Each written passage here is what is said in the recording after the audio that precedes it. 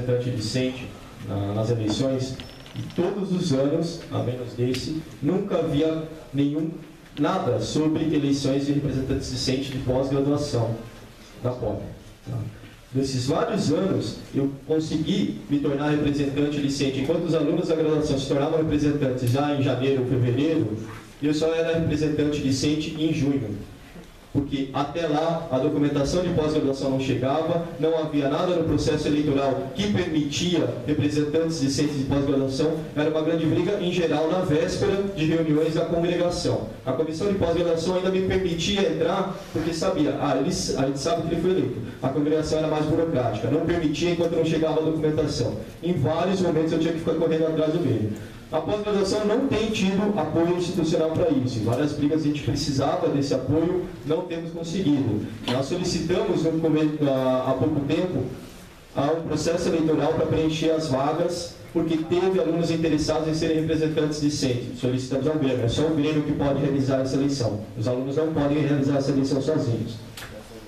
E não conseguimos, tanto é que essas pessoas que queriam ser RDs, agora se montaram chapa junto comigo para isso. Então, quer dizer, isso eu entrei em contato em agosto e até agora não teve um novo processo eleitoral para preencher as vagas de representantes que a gente tem. E eu diria, a pós-graduação é subrepresentada. Nós temos 4 cadeiras no órgão máximo e é por lá que passa mudança de regras de pós-graduação e tudo mais.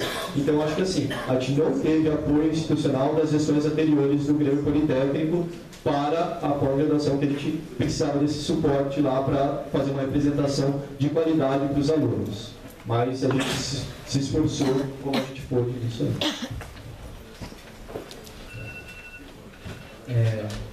Tá bom.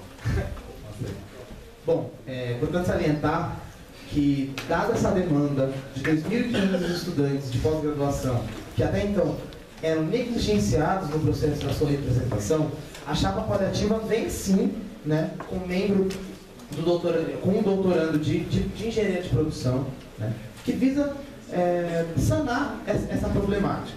E ela também traz como proposta um colamento muito importante, junto com, o Caio citou muito bem, né, que pela primeira vez todas as cadeiras de pós-graduação vão ser preenchidas e a gestão paliativa ela se compromete, né, na atuação conjunta, coletiva, mostrando também para os estudantes como que está se dando os processos de pós-graduação, né? Porque isso também vai numa proposta que nós nos colocamos, que é de abrir, por exemplo, um canal para que os estudantes possam ver quais iniciações científicas que tem, que muitas vezes quem orienta essa iniciação científica é o doutorando, é o mestrando, que está no dia a dia do estudante, que está colado com ele. E a paliativa ela vem para sanar isso e vem para propor, né, que na proposição de que os estudantes agreguem na sua graduação através das iniciações científicas, participem do debate científico brasileiro que está no nível de pós-graduação, né, basicamente isso, nesse viés que nós da paliativa pedimos seu apoio para que te representamos tanto graduação quanto pós-graduação também. Obrigado.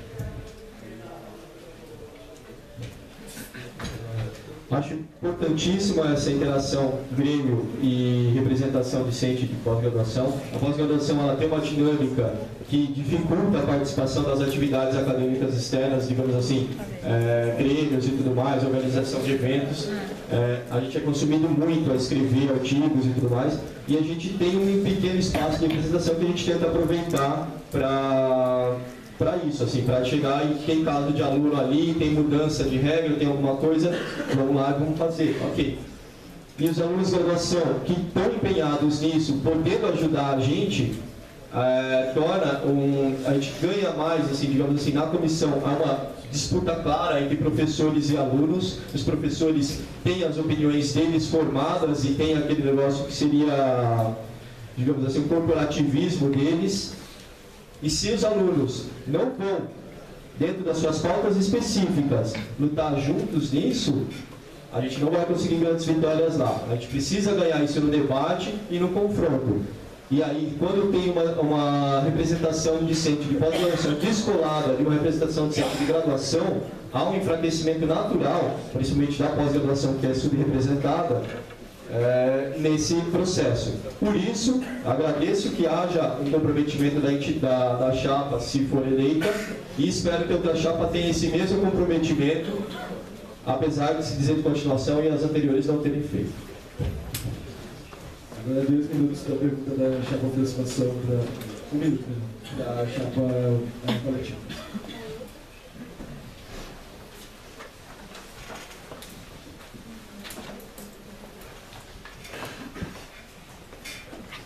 A chapa aproximação divide seus membros nos órgãos colegiados de forma que os diretores estejam nos órgãos mais próximos com que lida sua diretoria.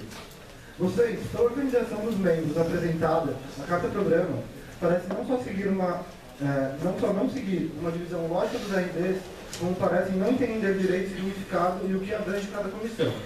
Nossa pergunta, então, é: o que vocês entendem como órgão colegiado? Como vocês pretendem representar os alunos, tendo em vista que nem conhecem esses órgãos? E só para fazer uma observação também, COGE faz âmbito a USP e não a Poli. Quem faz âmbito a Poli é a CG. Tenta arrumar isso na página aí, na carta do programa de vocês.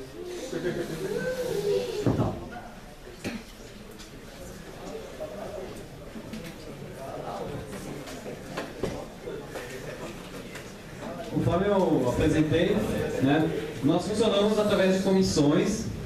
São 9 comissões no total, elas têm subdivisões para que todo o processo seja mais organizado. E essas comissões operam em modelo semelhante ao que acontece na ONU, no Banco Mundial e em outros congressos importantes, outros fóruns. Essas comissões acontecem da seguinte maneira: ao começo de cada reunião são abertas pautas e essas pautas recebem inscrições de fala e ao final de cada pauta recebem encaminhamento. A gente entende que o órgão colegiado é um órgão de representação máxima dentro da escola politécnica, né? E a gente entende sim, claramente, que a composição do que é uma congregação, do que é o conselho de graduação, mas mais do que isso, a gente entende que a composição da chapa e a sua pluralidade, ela se coloca de tal forma que na criação de um portal no qual os estudantes podem ter acesso às pautas, ter acesso às atas, eles também estão ativamente no processo da sua representação. Então, a escolha desse ou daquele delegado ou responsável por tal comissão, ela pouco influencia na nossa lógica e no nosso modo operandi de gestão. Por isso, que, por exemplo, não infringe em nada numa lógica. E eu acho engraçado você falar, por exemplo, do COGE pela CG, porque simplesmente um problema de abreviação e não de contexto e não de responsabilidade, e em nada diminui a responsabilidade da atual gestão que fez com que o tempo de graduação dos estudantes politécnicos diminuíssem de 9 anos para 7 anos e meio. E é nisso que a gente se responsabiliza.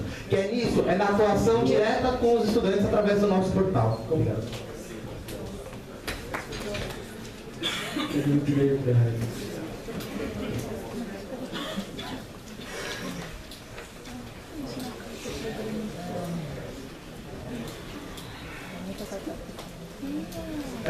Só para realmente esclarecer um pouco sobre o COGE e a CG, não é só uma questão de notação, porque, por exemplo, o COGE, que possui representantes do DCE, toma decisões no âmbito USP, que vem lá de cima e elas são implantadas aqui dentro.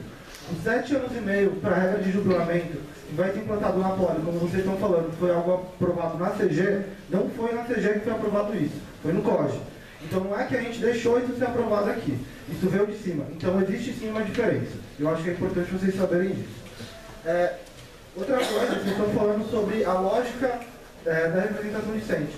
Eu acho um pouco estranho, como já foi falado até no outro debate, o presidente e o vice-presidente de vocês não fazerem parte do órgão de maior instância administrativa da Poli, que é o CTA, e sim fazer parte o Gabriel e a Camila. Então eu acho que já é uma coisa que chega em contradição.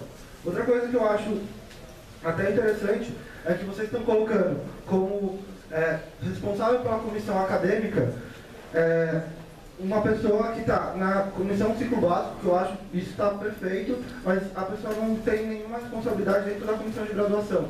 se ela tange os assuntos acadêmicos, por qual motivo ela não estaria dentro da comissão de graduação?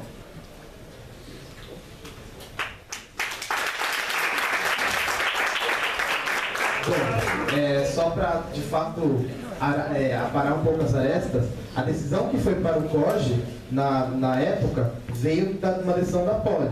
Primeiro se tira nos cursos o que vai acontecer, para depois ir para uma instância maior, que é o nível USP. Outra coisa é o seguinte, em nada influi nas nossas escolhas, uma vez que as nossas comissões elas são abertas, né? Então é claro que, por exemplo, quem tiver na atuação direta, no ciclo básico, atuação direta nas cadeiras acadêmicas, vai estar também diretamente atrelado à graduação. É um processo que não separa, que não cerceia. É um modo não clubista de se fazer um Grêmio. É uma nova gestão para o novo Grêmio. A gente não quer essa lógica cerceada, no qual as pessoas não conversam entre si. Muito pelo contrário. Eu acho que é um enriquecimento. É trazer as bagagens adquiridas em outras instâncias para a instância na qual será tirada as conclusões, e muito mais do que isso, né? Acho que em nenhum momento na fala do Bino foi colocada essa pontuação de que a influência dos estudantes, e sim só dos RDs. A gente coloca além disso, além de uma representação eficiente, a gente coloca a participação de cada um de vocês. A gente coloca vocês se representando, vocês com as suas vozes ativas, saindo um pouco dessa inércia e transformando a Poli, de fato, numa Poli ativa.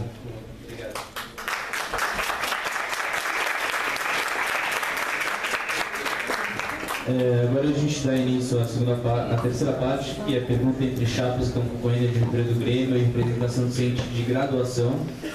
Participam só as chapas coletiva e aproximação. A gente fez com que esse debate tivesse 4 perguntas entre chapas, sendo que 3 delas serão temáticas por votação. Só para orientá-los, os temas mais votados foram movimento estudantil, relação com os outros centros acadêmicos, financiamentos, festas e eventos. Então, das 4 perguntas que cada chapa vai fazer para a outra, 3 precisam estar com um desses 4 termos. Quem começa perguntando é a chapa poliativa para aproximação. 1 minuto para a pergunta.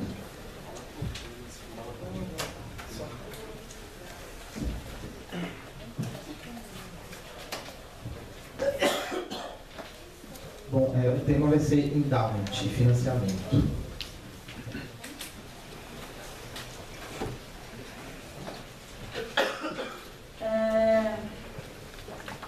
Enfim, na página 8, artigo 16 do endowment da Poli, explicitam-se algumas das diretrizes mínimas que competem ao Conselho Fiscal, extraídas da Lei 9790-99, que inclui que se dê publicidade por qualquer meio eficaz à condução das atividades financeiras, colocando-as à disposição para exame de qualquer cidadão. A paliativa pergunta se se precisa tanto uma expertise fiscal, por que nem o mínimo do estatuto é atendido?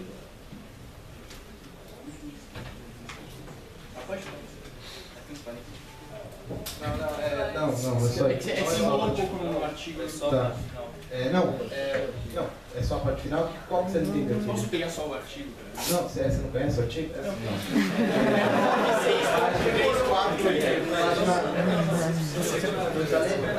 Página 8, artigo 16. A gente tem...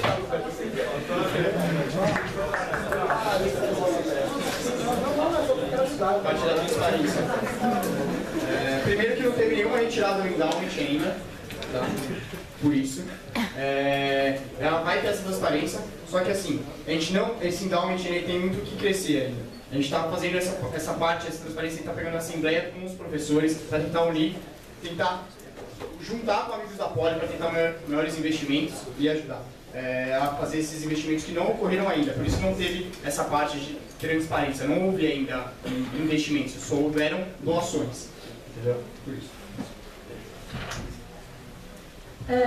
Assim, eu acho que então existe uma certa incoerência, porque na proposta a meta do endowment era ter para 2012 um patrimônio de 25 milhões de reais, que não é do conhecimento da gente, né, como cidadãos, e também que deveria ter uma retirada anual meta para 2012 de 1,5 milhão por ano.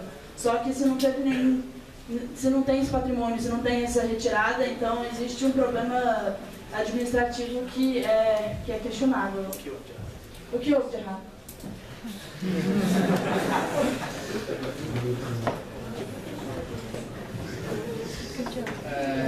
Um problema que ocorreu, essa meta não foi batida por dois motivos. Não, um motivo maior, que foi o Amigos da Poli. O Amigos da Poli criou um endowment paralelo porque eles tinham uma burocracia muito grande para investir na faculdade. Então eles não conseguiam fazer investimentos diretos, porque isso seria uma privatização da faculdade, eles queriam contrapropostas. Então a gente, como endowment, falou, não, a gente não vai dar contraproposta. Se quiser, você pode fazer uma doação para a faculdade, doar infraestrutura, doar laboratório, um dinheiro para o laboratório, só que vocês não vão ter nenhuma contraproposta. Esse é o nosso endowment. E eles não quiseram isso a priori. Por isso que teve essa divisão e parte maior dos investimentos foram para Amigos da Poli. Por isso que essa meta não foi batida. O que a gente fez mais esse ano foi tentar conversar, dialogar com Amigos da Poli para tentar tirar essa contraproposta, porque eles realmente querem, eles não querem mais contraproposta, unir endowment com Amigos da Poli, para a gente tentar fazer um endowment pouposo, um endowment que nem os Estados Unidos, um endowment que tem bilhões, que a gente consegue fazer retiradas e investir realmente na infraestrutura da faculdade. É como o professor Varran falou, nós precisamos achar, o professor Varran, Rodas, todos os candidatos à reitoria, precisamos achar meios alternativos de complemento ao investimento privado. A gente não consegue. Um problema é o que a gente tem que bater que a gente bateu de frente com o nosso endowment e isso deu certo. É que só pessoas incompetentes não conseguem bater com as empresas privadas e pegar e jogar suas demandas e fazer elas serem aceitas. Entendeu? Por isso que não essa meta foi batida, mas ela vai ser batida a longo prazo.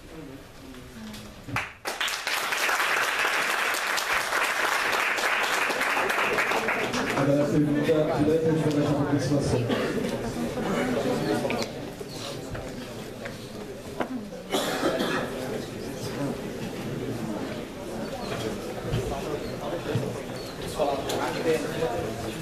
É temática, movimento estudantil. O movimento estudantil da USP é o retrato da falta de organização e do aparelhamento partidário vivido no meio discente. Tal movimento mostra-se sempre contrário ao que a real maioria realmente acredita. A aproximação baseada no plebiscito realizado com os alunos é amplamente contra essa palhaçada que é a ocupação da reitoria e depredação do patrimônio público. E da USP. Sabemos que membros da chapa de vocês são participantes e líderes desse movimento, juntamente com o DCE. Gostaríamos de saber, então, o porquê de vocês querem trazer essa baderna para dentro da USP e fazer assembleias deliberativas, por exemplo.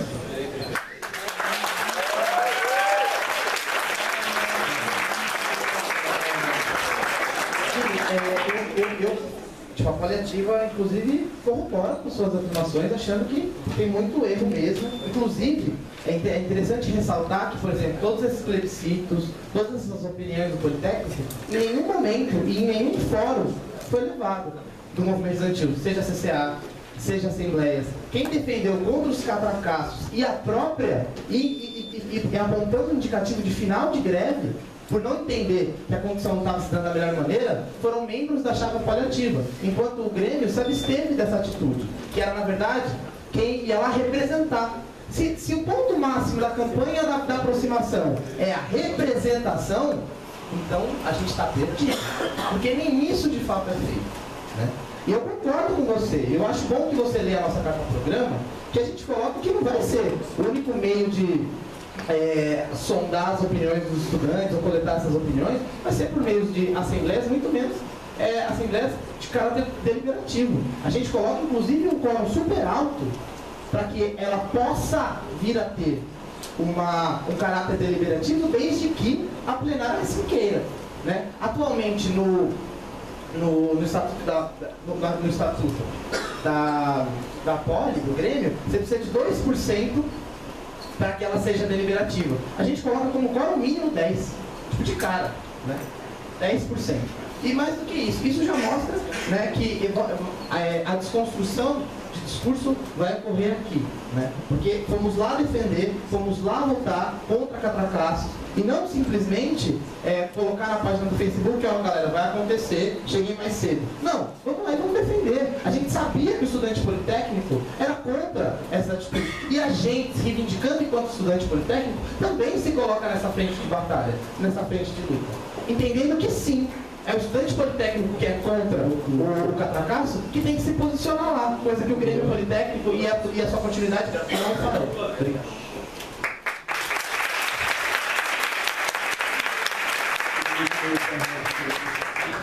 primeiro você falar que a gente não vai licenciar para defender é mentira. Eu quero que você fale isso na cara do Rafael Alatti, que é o atual presidente do Grêmio, e falar que você não vota, tá? Isso é uma mentira. Então, e falar que meio da política é muito fácil, você vê com esse discurso bonito, você já fez parte do DCE, esse mesmo DCE aí que faz essas assembleias deliberativas, por favor, fale isso na réplica, tá? Agora,